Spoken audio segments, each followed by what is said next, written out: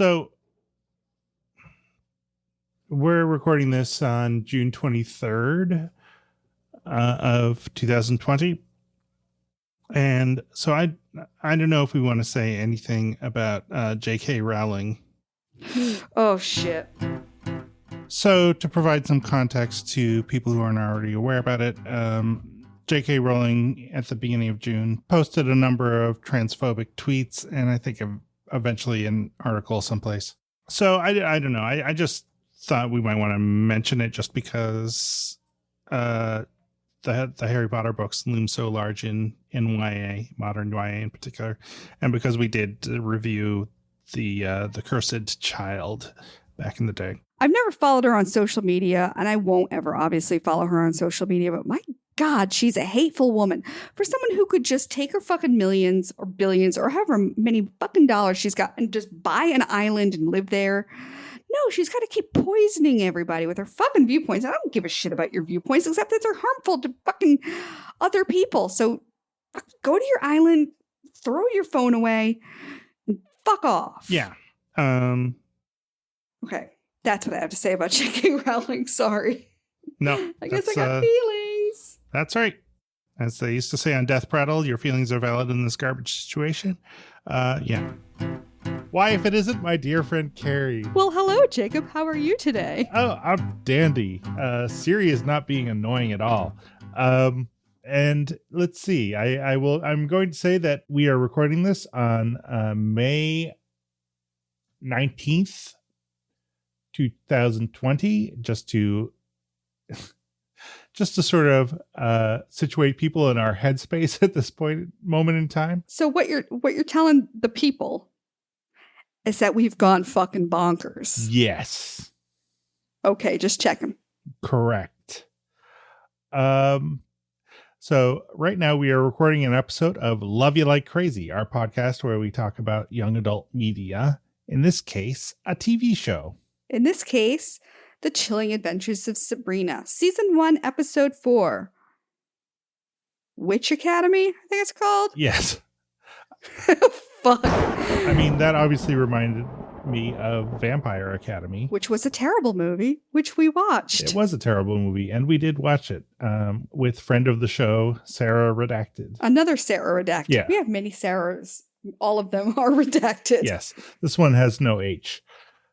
That's how you can tell them apart. Mm-hmm.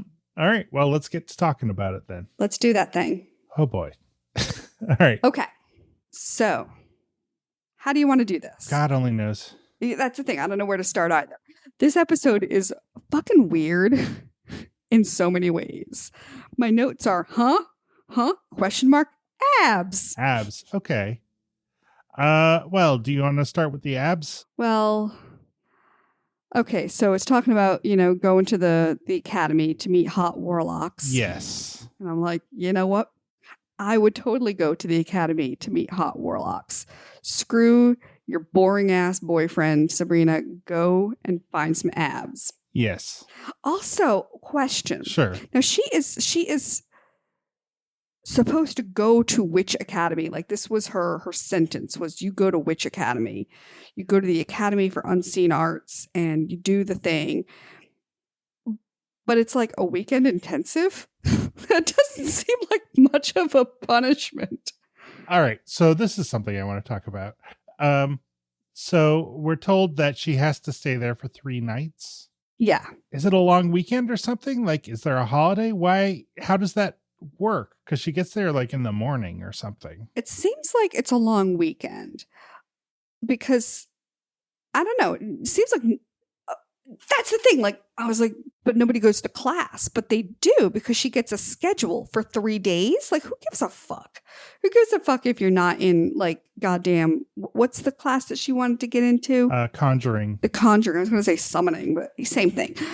She's like, I didn't get into fucking Conjuring. And it's like, who gives a shit? You're out of here in 2 days. Go lay down. Yeah. I think she's supposed to, well, let's see. She's supposed to go to church every Sunday, I think, or anti-church or whatever the hell. She's supposed to go to the Church of Night. So that happens every Sunday. And then she's going both to her old school, but then also the academy. I don't know. It's all very confusing. And I'm like, how do you even have a social life now? Like, why even bother with anything if like you're going to 2 schools and the church at night and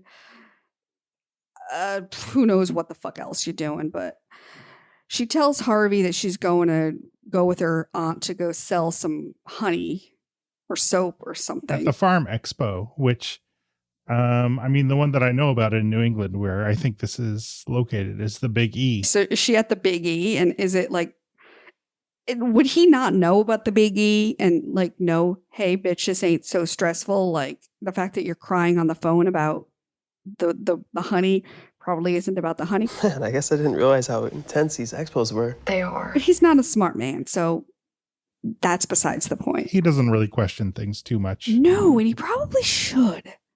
He should probably question a lot more. Like, why is your uncle upstairs? Yeah. Locked in a room? What was that? Roz, Is there someone else in the house with us? I tried to tell you. Tell me what? That plot line Makes no sense and is stupid? Yes. I didn't like it, and not because it was stupid and made no sense, because I often kind of like that. But I didn't. That's why you like me. No, I like you because we will laugh at the stupid things that don't make sense in these TV shows together. True facts. True facts. But like, so the deal is that Susie and Roz have a girls' night in, because Susie's dad is at the expo. And Susie's dad can easily say, I didn't see Sabrina there. Yeah, no, I thought about that too. And I was like, that probably won't come up ever. No. But I did think about it. So they're like watching, what is it? Something I wouldn't watch. Carnival of Souls. So they're watching the movie, and then a bell rings, and it turns out that Susie's uncle used to work for Harvey's dad at the mine, where they mine Satan or something. And something happened and he became sick.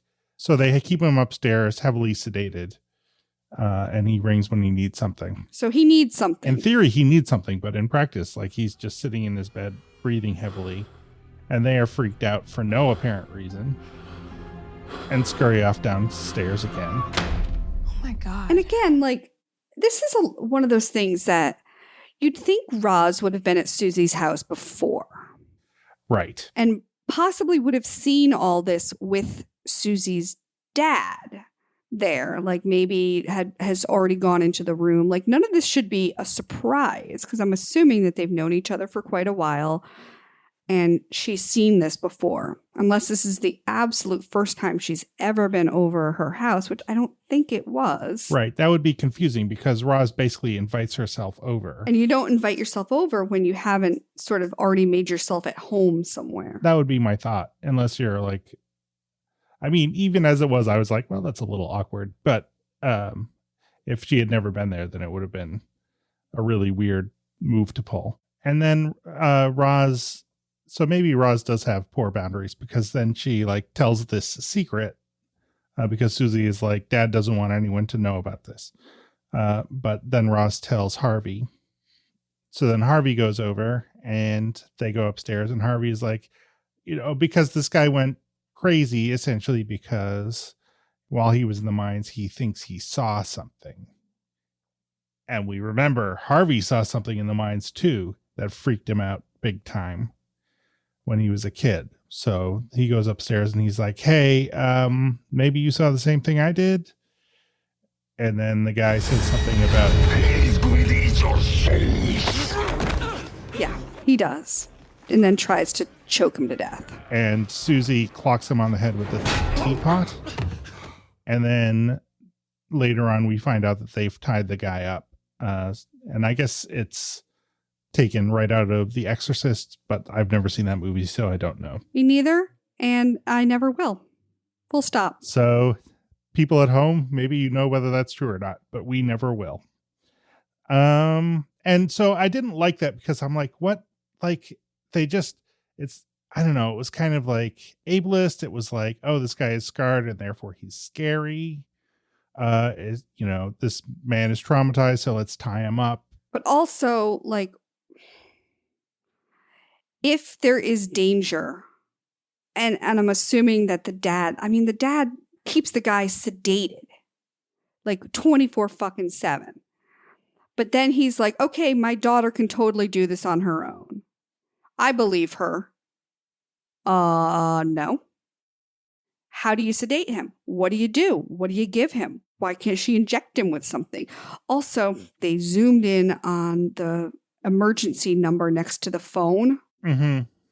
And they never fucking used it. No, they never did. My notes, because I took lots of notes, say, it's my uncle. He rings the bell. Emergency number. I bet that's going to get used, ... But it never fucking does. I'm like, why don't they call the emergency number and have someone else take care of the shit? But no, instead they tie him up because they got to be fucking mystery gang here doing shit Scooby-Doo style instead of just like maybe calling on an adult. So that whole plot line was frustrating. Yeah.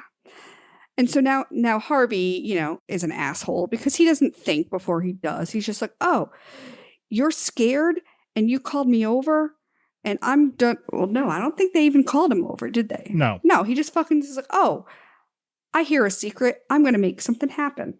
I don't know. Is there anything else to be said about that particular plot line, or should we? Yeah, my last thing that I said about the uncle was, let's go check on Uncle. Chokes a lot. Oh, he is tied up. Full stop. Yeah, didn't like it. Nope. Anyway. Let's talk about Ambrose. Let's talk about Ambrose. So Ambrose has a date. It's a bad idea. It's a super bad idea. He can't leave the house. Right. He's under house arrest. Very much house arrest. So what he does is he gets his aunt, Hilda, to help him out. And she does, because she's a good person, even though she's been excommunicated and doesn't really have powers anymore.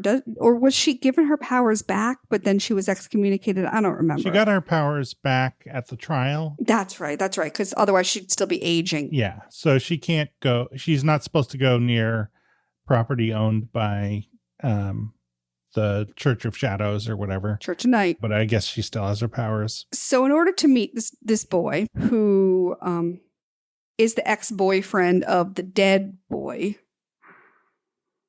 And again, we don't know how old Ambrose is. We also don't know how old this boy is. But we know that they're warlocks. Therefore, what is Ambrose, like 90-something, 100-something? I forget how old he was. I think what we know is that he's been under house arrest for 75 years, or maybe it's 90 years, something like that. But we don't know how old he was at that time. So we'll go with he's at least 100. This other dude could be anywhere between 20 and 500. We don't know. We just know that they are into each other. So it seems. And it's either creepy or not. And they hooked up at the funeral home in a previous episode. So I mean that's fine because it's like, he's not leaving the property, whatever. Why don't you just have the guy come over again? Yeah. Just invite him over for coffee. Well, I was thinking about this. This is me thinking too much about a bad TV show. So obviously this show was made, I think, like 2 years ago or something. Mm-hmm. And so it's long before the current situation. But I was kind of thinking about this guy being cooped up in his house, with people. Apparently he seems to get along with everyone pretty well, but like he's super bored of them. He's very bored. Like one of the things I noticed in this episode is like he's doing the kind of things that you do, as I know from personal experience, when you're stuck in the same fucking house, like 24 hours a day for months, or in his case, 90 years.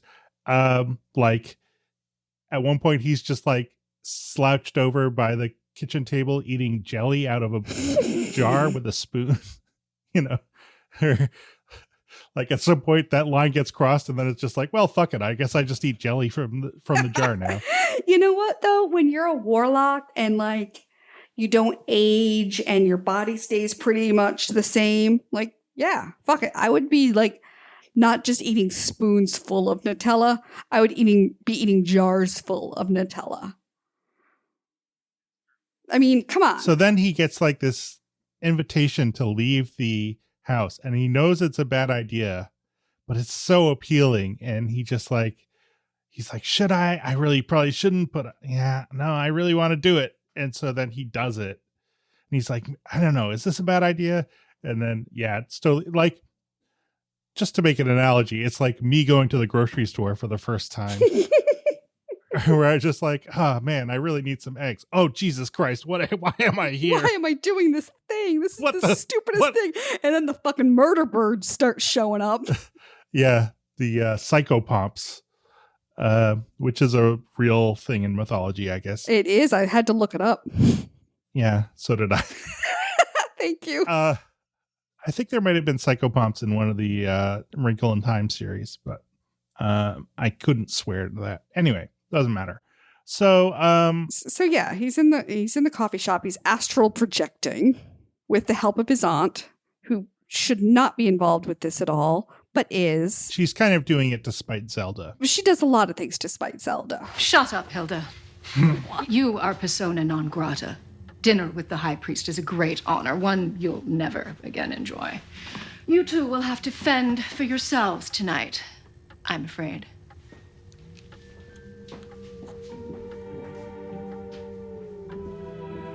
We'll need candles, the address of the coffee shop, and a map.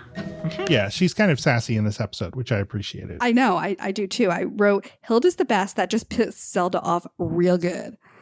And so, I'm down. I'm down, even though I like Zelda too. I do. But, I mean, Zelda's kind of awful and also kind of amazing. Like, anyway. Yeah. Both of them are they work for me.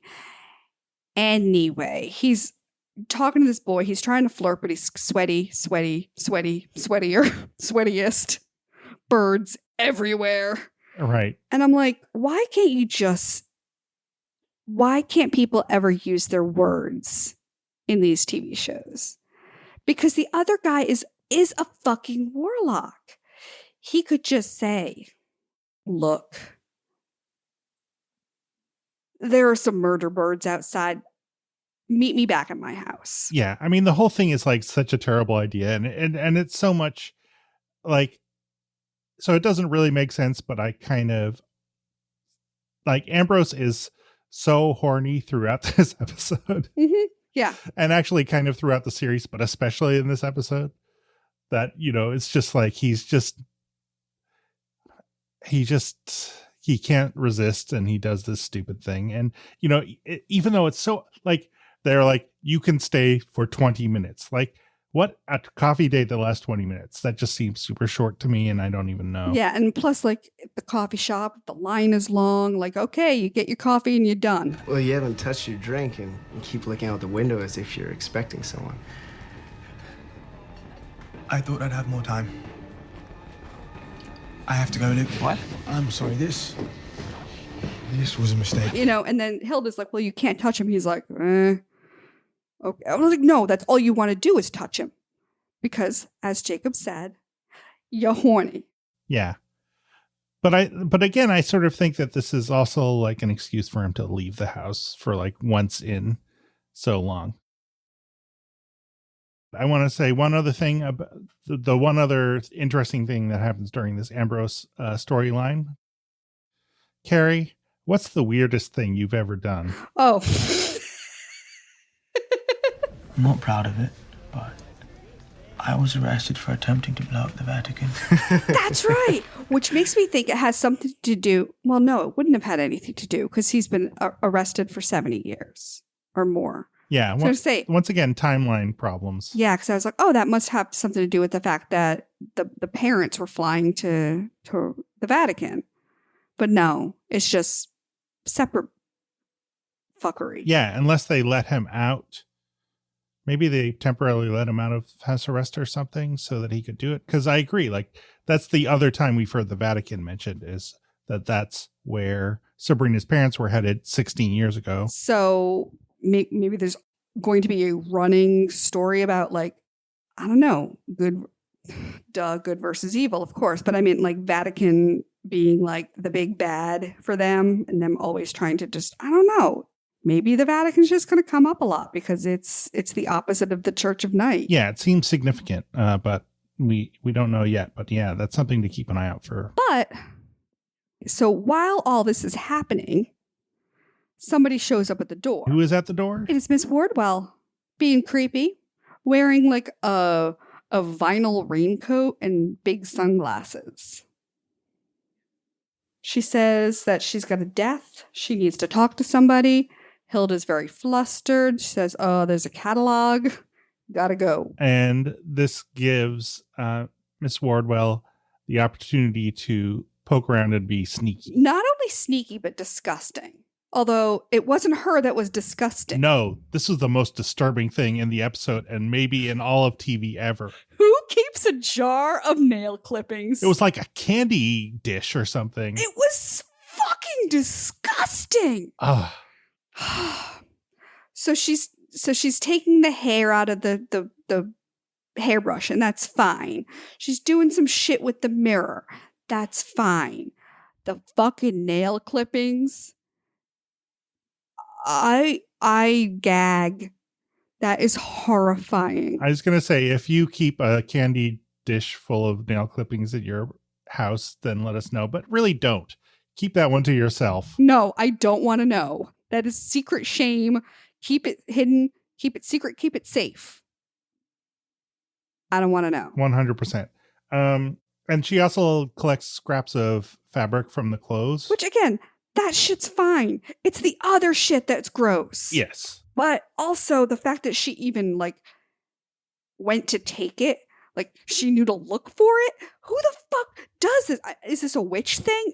Are witches like instructed to keep their fucking nail clippings? Hurl. Not okay. 100% not okay. Agreed. I swear on Satan's claw, this is not cool. I saw that and I'm like, Carrie's going to bring this up. Yeah, Carrie's going to bring that up because that is fucked up. I'm like, and if Carrie doesn't bring it up, I will, because that is the worst thing I have ever seen. Yeah. So my former sister-in-law, oh boy, once told me a story of her like one of her high school teachers who used to ask their students if he could keep their scabs. What? And he would keep their scabs. To do what? Like, what with? I don't know. He kept them. Scabs. So when somebody had a scab, he was like, oh, can I have it? Scabs. Not joking. Horrifying. And I was like, did anyone like report this shit? Like, is this like not, this is not okay. But this was, early 90s, late 80s. So I guess it's normal then? No, it's never normal. Scabs. Oh yeah, 80s. Yeah, scab parties. We all had them. No, like what I mean is like teachers did really fucked up shit and like got away with it for a long time. Yeah.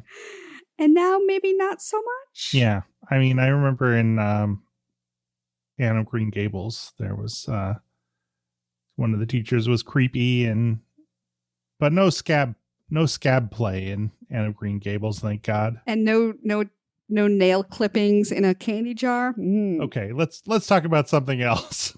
So while all this shit is happening, there's the other shit that's happening. Yes. So there's basically two storylines. There's the home storyline and the away storyline. We just talked about home. Shall we talk about away? Let's talk about away. So Sabrina has to go to the Academy for Unseen Arts. Yeah. She's pissed off about her schedule. The weird sisters are there. There's a hot dude. Shit gets weird. There's a little kid who greets her at the door. There sure is. And the little kid is the best part of the whole episode. I love him. He's like, pardon me, miss. Are you Sabrina? I am. I'm Quentin. We've been expecting you. This way, please. And don't show them you're scared, or they'll kill you on the spot. And there's nothing out here that can hurt me anymore. Oh, BT Dubs, I'm dead. That was like the 30-second Shyamalan movie version of this plot line. That was great, Carrie. I love that. This plotline also has an element which resulted in this TV show being sued by the Satanic Temple. Do you know about this at all? I don't, but I'm guessing it's the statue. That's correct. Yes! Because I'm like, that statue that looked like, I've seen pictures of the actual like satanic church, and I think they've had a similar or maybe the same fucking statue. Yeah. So the Satanic Temple sued Netflix for copyright infringement for using the statue likeness without permission. I'm going to say, I bet they fucking won. It ended up getting settled out of court, and the terms were not revealed.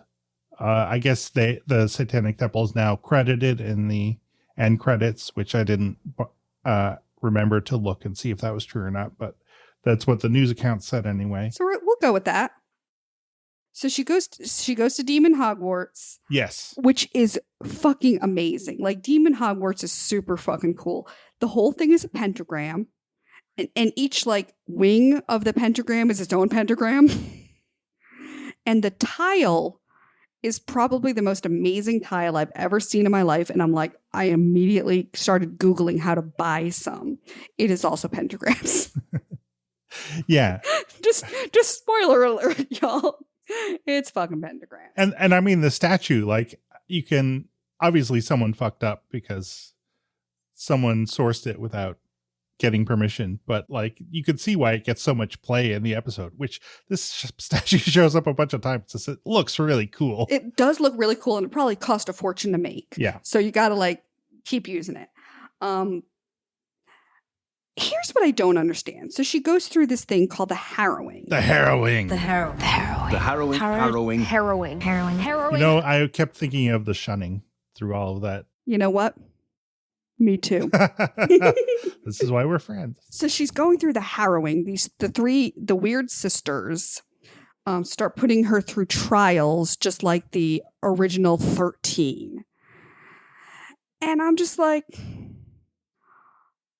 you know, those 13 women died. Yes. And you're telling, like, I just didn't understand how, like, 13 witches who got murdered would be honored by these 3 girls doing the same thing to another witch. Yeah. It just seemed like in really bad taste to, you know, like, these 13 women went through these horrible things, or they didn't say women. I don't think, but I think they were all women when we saw them hanging. But these 13 individuals, were put through these horrific trials and were murdered. You know, they had to, I guess, walk down this path, and if they looked at anyone in the eye, they got stoned to death immediately. But then they got hung. So, I mean, cool. But all these things that they did were all about, like, the 13 women who'd gotten killed, and all the things that they had to go through. And I just kept thinking, like, would the women who died, would these witches who died be super cool with their you know, the people in their bloodline doing the same thing to another witch? Probs no. But who am I to say? I thought it was pretty shitty and weird, because I just kept thinking how disrespectful it was. And the fact that I was thinking how disrespectful it was means I was probably a little too invested in this episode, and I should probably not do that again. Anyway. Yeah. I mean, it was at the old tree, which we've seen before. Yeah. I was excited to see it again. I was like, oh, hey, I know that tree. It's got Satan inside. Yeah. And also, if Satan is inside the tree, could Satan have saved the witches and killed the townspeople? Probs, but chose not to, because asshole. He is an asshole. That seems clear. I mean, a thing that confused, well, okay, so there's a few things, right? Like, so the kid who's, let's see, the kid's name. I just wrote him down as creepy dead kid. So how old do you think he's, like 10? No, not even. I'd say he's probably like 8. I mean, he could be up to 10, but I was guessing 8. So Sabrina turned 16 before she could go to the academy. But some of the kids were much younger. And also, it seemed like they treated her as an interloper. Yeah. When my thought was, well, if everyone started here when they were 16, it would be very regular to have a newcomer. That's true. Like, oh, it's your 16th birthday. We're going to have the fucking like party where, hey, the 16-year-old just showed up. Yay, fresh blood. But you're right. She didn't. Yeah. Oh, continuity. Continuity. It's not our friend. Yeah. But no, maybe that makes more sense actually in that like these people have all been friends or at least near each other for 10 years or whatever. And now this 16-year-old comes in and thinks she's hot shit. It's time for some heroin. Harrowing. Well, what the thing is I remember earlier in the season, 3 episodes ago, the two aunts were talking about how they should have homeschooled her, as is their custom. Oh, yeah. So continuity is still a problem. So if you're supposed to homeschool, until when do you homeschool? When are you supposed to go to the academy? And why are there 8-year-old dead kids? Yeah. And 12-year-old dead kids and 14-year-old dead kids. There's a bunch of different dead kids we discover. Because after she is harrowed for the third time, it's the third harrowing, right? Yeah. Because first it was the room. And then it was, what was the second one? The second one was she had to stand in front of the tree and not look back. It was a real Orpheus thing. And then what was the third one? The third one was she was hung by the neck until dead. Oh, yeah. That one seemed like a tough one. Yeah. So I guess it was after the second harrowing when he's like, okay, you can look back now. And she's like, okay, cool. And then, he shows her the graveyard with all the other dead kids. They all seem to have been dead for a while. Like again, it's hard to tell because the era that this takes place in is so unclear, but they're wearing like newsy hats and stuff. Yeah, I was going to say their costumes looked like 1800s to 1920s. Yeah. Maybe 1930s. But yeah, so again, not sure when this took place, but if it takes place in the 50s, hey, the last death of a harem was only, 30 years ago. We stopped harrowing decades ago, Carrie. Decades ago. Yeah. So yeah, some shit's happening. And all the while, this whole 3-day ordeal, she's also flirting with a dude. Yes. Is that what you're studying at the academy? Conjuring? Conjuration, demonology, invocation, ritual magic, necromancy. Oh, wow. But that's hush-hush. It's fun. Yeah. Who had a 4-way with the sisters. Yeah, and what's his name, Carrie? Hi. I'm Nicholas Scratch. Nick Scratch. Of course it is. If that name appeared in a work, in a book or something, you'd be like, okay, this person is Satan. My name is Scratch. I often go by that name in New England. I don't have any business with you. Like, that's what that name means. Hi, I'm Satan in disguise. Or maybe not in disguise. Maybe you're supposed to know I'm Satan, but I'm Satan. In this context, unclear if that's what's going on. But I was just like, come on, that name is the most on-the-nose thing I've ever seen. Well, Nick Scratch is totally going to be a bad guy. But also fucked the weird sisters. Yeah. And didn't, or at least is saying that he didn't solve the conjuring ball, whose name I don't remember and don't fucking care about. Yeah, fair enough. But also gives Sabrina the book. And so like it's too too convenient that he gets the right book to solve this thing for the demon to come out of. Yeah. Demon or zombie or something. Or not. It could be a good guy. We have no idea. We'll find out at some other point. But like, it's all very convenient. Anyway, there's a jar of nail clippings in this episode, so who gives a fuck? Yeah. So, well, let's see. Oh, can I say what the best line in the whole episode was? You can. The weird sisters. Careful, Nikki. Or she'll cock tease you the way she'll cock tease you like she did the Dark Lord. Why do you have to be such a bitch all the time, Prue? I don't know, Nikki. Why do you have to be such a warlock slut all the time? I feel like Sabrina should get a little more respect. I'm like, for doing that. you know, I'm going to give them all three a mic drop for that because that is an amazing line. She'll cock tease you like she did the Dark Lord. And if that is really Satan, what does he do?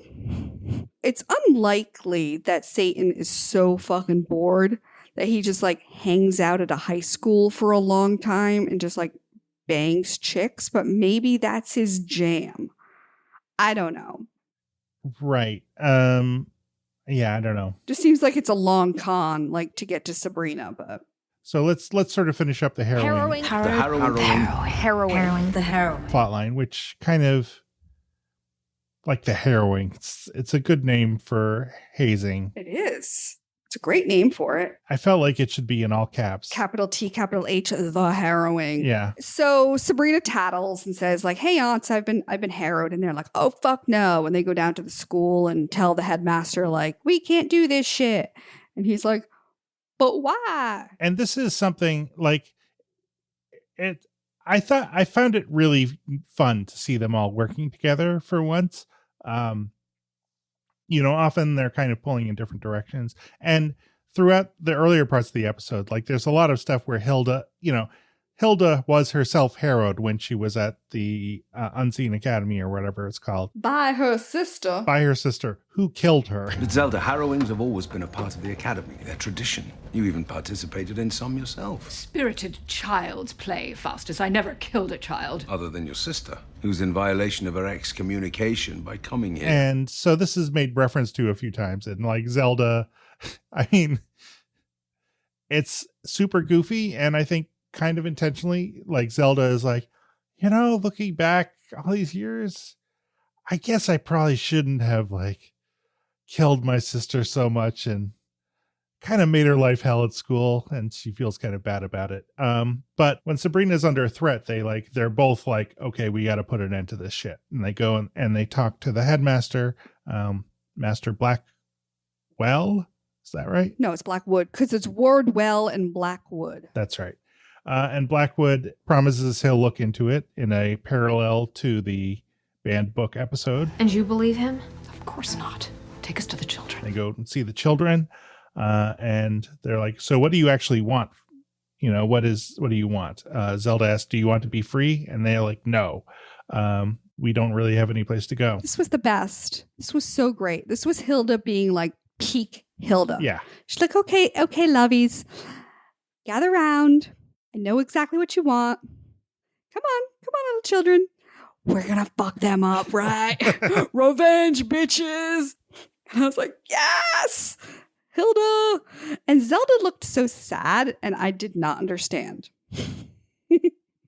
So I was like, Zelda is sad? This does not compute. I mean, that's kind of the moment where I feel like she's like, oh, you know, I had such fond memories of school, but now that I think about it, I was kind of a dick. Yeah. You know, looked at from a certain perspective, killing my sister maybe wasn't such a nice thing to have done. But then by the end of the episode, I suspect she's going to kill her sister again. Really? Yes, I really do. Because there was like this moment that they had upstairs. Hilda. What? And she's like, when we're at the academy, if I pushed your harrowing too far. If. You're ruthless. You know, whatever. And they both look really sad at each other. Mm-hmm. No, I know I was. And I'm sorry for that. And I was like, oh, she's going to kill the fuck out of her any minute now. Just something about it made me think like she can't deal with her feelings. So to deal with her feelings, she's going to kill her sister again. Well, I interpreted that differently as a sweet moment that was going to lead to greater understanding between them. But time will tell which of us was correct. I suspect Hilda will die again. And maybe it was like a bittersweet, like, oh, I like you right now. I wish I didn't because I'm going to have to kill you again. Well, I mean, that's certainly relatable. So then Sabrina tells the sisters, like, this is it. We're done. We're never harrowing again. And if you say anything about my parents, I'm going to choke you in your own blood. And I was like, cool. But you've never been violent before, so I don't really believe you. But okay. her track record for being spooky is not great. So, yeah. So, another thing. So, well, let's see. God. Oh, the singing. There was singing. Oh, yeah. So we find out some things about Blackwood's family. So his wife is the choir master, I guess. And instead of Sabrina being able to take her conjuring course or whatever, she has to go to choir. Presumably to be kept an eye on. Who knows? But also, oh, that's where Zelda was. Zelda was off being a midwife. There's a lot of jumping around here. I'm sorry. No, I just keep forgetting. Yeah. All these stupid little details. But that's where Zelda was when Hilda was doing the thing with Ambrose. Anyway, so they're all harmonizing and they sound amazing. As long as one is one inside. And then they give her the book and they're like, okay, sing. You know how to sight read, right? And she's like, yeah, of course. Doesn't everybody? I'm like, no, bitch, no, not everybody. And she sings and she's fine. Behind you, illusion has been just a dream. The valley of death and I'll find you. Now is when on a sunshine beam. I don't think she's the best. I mean, they were all sounding like a goddamn legit choir, like really good voices. And she comes in and she can sing. It's not the most amazing voice I'd ever heard. And the choir teacher is like, bitch, she's going to give you a run for your money. And I was like, no, I just heard everybody singing and they were amazing. This one chick's voice is not kicking the Weird Sisters' voice's ass, probably. So Prudence, I think, is the Weird Sister's name. Yes. And I feel like this was new information, and also I may be wrong about it, but she is the daughter of the Blackwoods, right? Is she? She called Blackwood father. There's no excuse, father. But he's also the he's not just the headmaster. He's also the high priest. Wouldn't the high priest be called father? You asked to see me, Reverend Father. I did, Prudence. Forgive me, Father, for I have sinned. Yeah, you might be right. I'm not sure. But if that's right, then that sort of,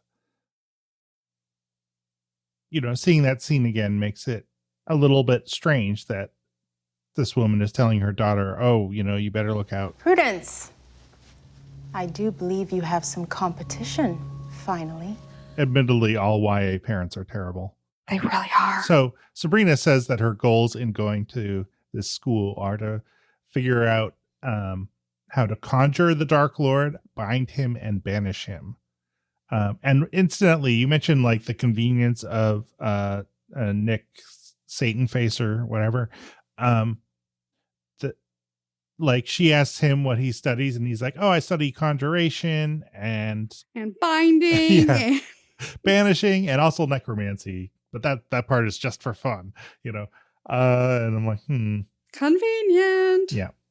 So during the harrowing night one, Sabrina Salem comes to sort of rescue Sabrina from the first night of the harrowing, where she's like locked in a basement or something. But it turns out that familiars aren't allowed at the college. So Blackwood summons Zelda to come in and take the cat and Sabrina's pajamas for some reason. Or no, I guess no, because the pajamas were taken from her. So after she'd gotten out of the dungeon, she was just like doing her thing. And she goes back to the dorm room, which is also sort of weird because all of the beds are in a circle facing in. And I'm like, does nobody snore? What the balls? I snore like a motherfucker. Magical CPAP machines all around. Magical CPAP. I don't need a CPAP. I just snore like a motherfucker. But I was like, does nobody snore? Does nobody talk in their sleep? Nothing? Okay. So she goes somewhere. She goes back to the room and she's like, where are my pajamas and my fucking cat? And they're like, we don't know. And that's when she's called to the principal's office because the principal has the cat in the carrier. And is like, you bitch got to come with me. And she's like, oh, there's my fucking familiar. Cool. Also, where's my Jambos? So Blackwood's like, are you happy here? And Sabrina's like, this is a waste of my time. Like, I'm studying Latin. I should be studying conjuring. And Blackwood's like, well, I'm not sure you're ready. And Zelda's like, of course she's ready. And ultimately what happens is, he gives her a fancy Rubik's Cube and says, if you can solve this, then you can study conjuring. Is that right? Pretty much. And it just so happens that what was given to her was her father's thesis. Yeah. Which Blackwood has not been able to solve and is probably pretty cheesed off about this. True. And gives her this thing that he thinks is an unsolvable thing. And it's like, well, bitch, if you can do this, then, fine, you can do the conjuring. But also, can't do it. But also, Satan helps her. She solves it in about 30 seconds. Nick Bodyface gives her one of her father's notebooks, which he steals from the library. And like, if this artifact had been studied before, and these notebooks had been used, I mean, the fact that the pages folded so perfectly, if they had not been read for a long time and they had been unfolded for a long time, they wouldn't have folded back so easily. They would have sort of straightened out a bit. But they were all still very creased in the exact way that gave her the solution to the fucking problem. She closed her eyes, the thing opens up, colored sand goes everywhere, and a thing comes at her. Yeah. And end of episode. There we are. She's the capital B, capital W best witch. And Satan helps her, but also doesn't. And fucks 3 chicks, or maybe not. And familiars are not allowed. But then you think she would have been told that in advance because, like, her aunts went to the same fucking school and, they're like, oh, nobody takes them, but no one said actually they're not allowed at all.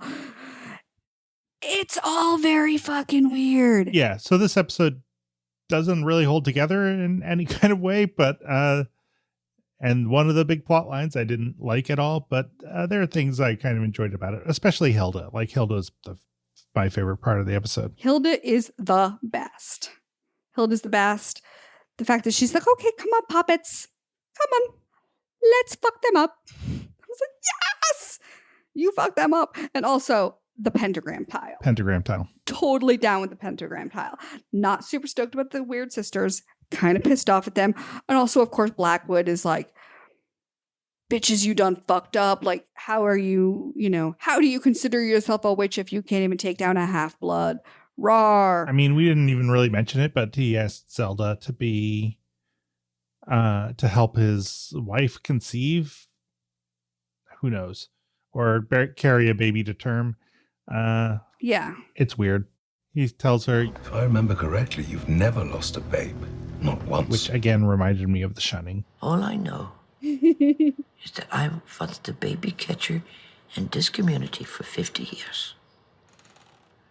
Of all those hundreds of babies, only one I didn't catch. And then she has to think of all the baby graves that she's got in the backyard. Yeah, no, never lost a baby. No. I know exactly where I put them.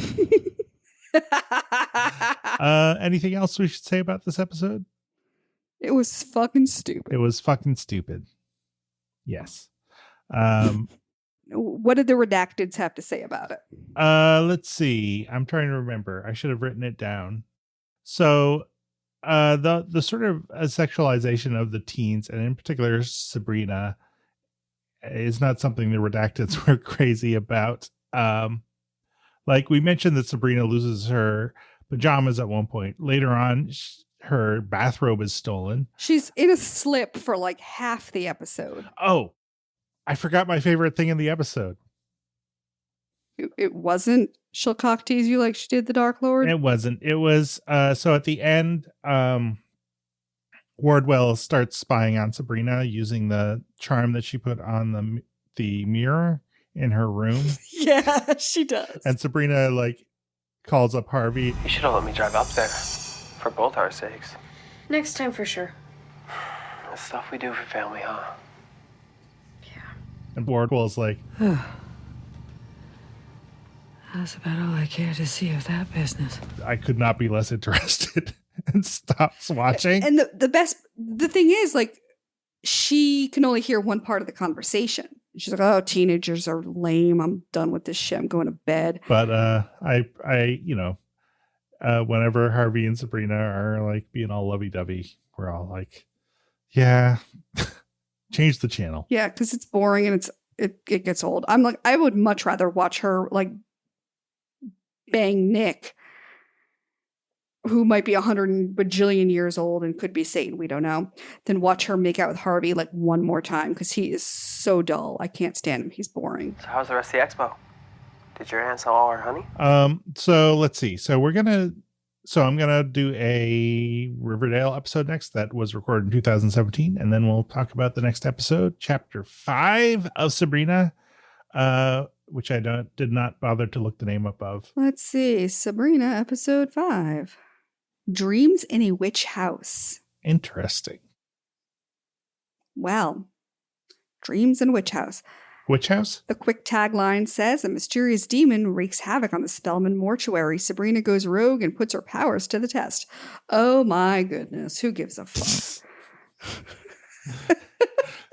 Shines off the series a bit for you, Karen? I'm actually really enjoying it because it's so bad. Oh, good. But I mean, it's so bad. Yeah. But it's beautiful. I like watching it because I'm like, wow, everyone here is so aesthetically pleasing. Yeah. And I think I don't want to talk about it right now because we've been recording for over an hour, but at some point we should talk about the opening credits, which I think are just like, I just love how they look. Oh, they're divine. I mean, because they're taking a bit of like comic booky, but also not like, so it looks a bit like horror movie posters and a bit like comic books, and especially at the end where it's like 60s comic book Sabrina, but she's a little evil. And then it sort of reminds me of like a Megadeth poster. Totally. But, you know, I do like the imagery. I think, you know, they've done a really good job sort of setting the tone for the series, where it's like a little spooky, but not too spooky. And it's a little cartoony, but not too cartoony. Yeah. So, I guess that's about it. It's good to talk to you, Carrie. Cool. Yep. That's the thing. That's the thing we did. We just talked about this. Tune in next time for The Harrowing Part 2. Electric Boogaloo. Give me a call when you get back. Hey there. Hey. LoveLikeCrazy.com. Hey, Carrie. Hey, Jake. Why the fuck does Siri keep thinking I'm talking to it when we do the introduction? Because you say my name. I don't know how to respond to that. And she thinks you're saying Siri instead of Carrie. I need to turn Siri off. This is no good. Siri, go lay down. Hey, Siri, go lay down. Says, I didn't get that. Could you try again? I will turn that off. I will figure out how to turn that off later. Or maybe don't say, hey, Carrie. Maybe it's that. Maybe just say, I don't know, Carrie, hi. Or which is a completely unnatural way to talk, but who gives a fuck? Why, if it isn't my dear friend Carrie? Well, hello, Jacob. How are you today?